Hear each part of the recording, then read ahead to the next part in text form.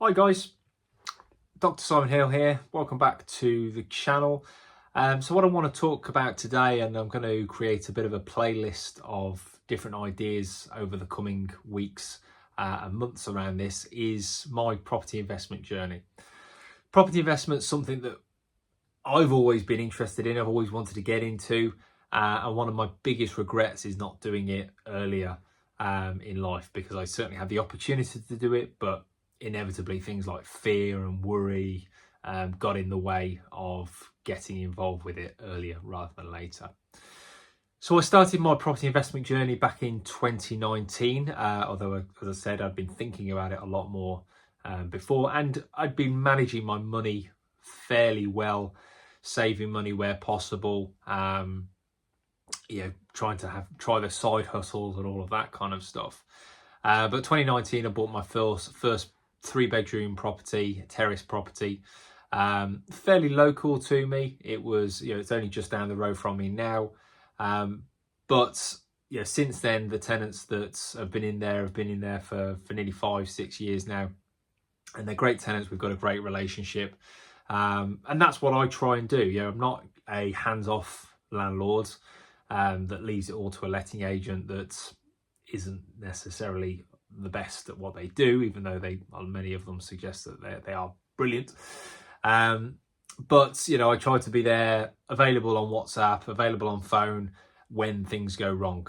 Admittedly, if it's an emergency, then I always speak to the tenants and say, look, if it's an emergency, go straight to this plumber, go to this electrician. If it's a little niggle, if one of the window hinges is a little bit broken, as has happened recently to me, I know the person I'm going to speak to, my window guy, who's going to pop round and he's going to get it sorted fairly easily, fairly straightforward.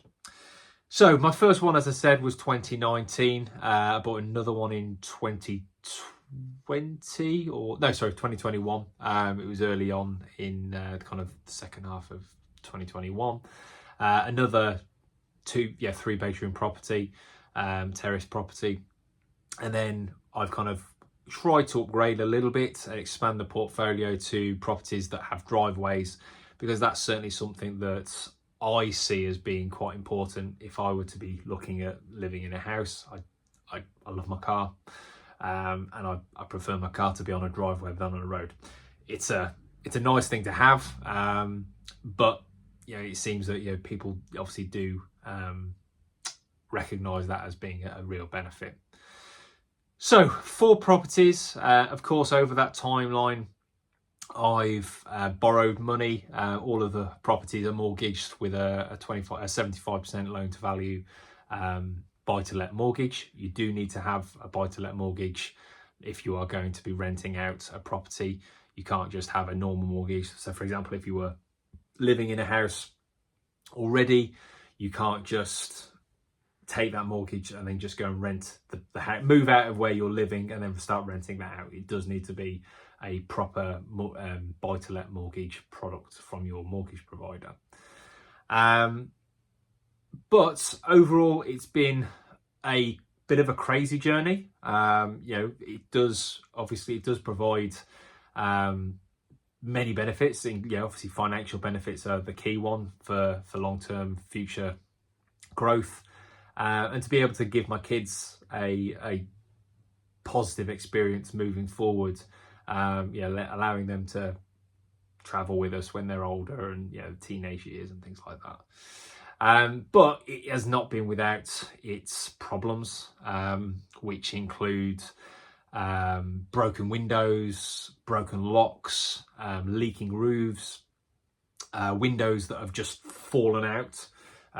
So when you normally open a window, and a double glazed window, for whatever reason, one of these days the hinges just snapped, the window was open, it fell down to the ground. So that was a pain. Boilers being replaced, boilers being fixed, and all of these things tend to happen on inappropriate days. So it'll be like New Year's Day or my birthday, or on a Sunday when no plumbers are available, or very few plumbers are available. So don't think, please, that it is an easy journey. But But at the same time, anything that's worth doing is very rarely an easy journey. You know, you need to work at it. You need to have a system to work through it. And that's exactly what I do now. As I said earlier, if something goes wrong, I know who I'm going to call. Whereas if something goes wrong and I don't know who to call, that's when panic starts to set in and worry, and I start thinking, oh, why am I doing this? But actually, you've got to stay on the positive side of things and just have a very strict, right, if this has happened, if there is water flowing down the stairs because one of the taps is leaking upstairs, then firstly, make sure your tenant knows where the stopcock is so that they can turn all of the water off for the property. Like I said, these things happen. They are stressful. It's certainly never nice when you have to pay a £2,000 bill for a new boiler. Certainly not nice when you have to spend £4,000 on all new electrics just before a tenant moves in. But it's all part of the journey. It's once you've done the electrics, it's gonna be there for 30 years. Those electrics, and they should be absolutely fine, give or take the odd little problem. So if you want to know more, if you have questions about how you might get into property investment, what do I think about things like rent to rent, then by all means, please leave me some questions in the comments. And what I'll do is I'll do probably some shorts where I answer those questions directly, and maybe do a fuller video where I answer all of the questions as well. But I want this to be, again, an educational channel where it's not just look at me, look how great I'm doing. It's not always easy. It is often quite difficult, but when you take a long-term perspective view, it is great financially, but also it gives me a nice warm feeling inside that I house 4 families. And yes, of course, they pay me for the privilege. I'm not suggesting I'm a charity or anything, or a saint for that matter, but I've got a great relationship with them, and they know that they can call me anytime as and when things go wrong. If they need something, if something needs to be done, it's not a necessary thing to be done, but they'd like it to be done. Again, I'm always open to that. I've had new fences put in recently, new carpets put in recently, just because the old ones were, they were getting past their best for sure. So as I said, please leave me some comments, leave me questions that you might have, and I'll answer those directly.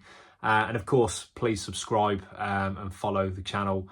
And there's going to be more of it, and I'm going to break up individual sections into property playlists, business playlists, personal development playlists, just to try and keep things organised and hopefully keep you guys engaged and knowledgeable. Thank you very much again for watching, and see you soon.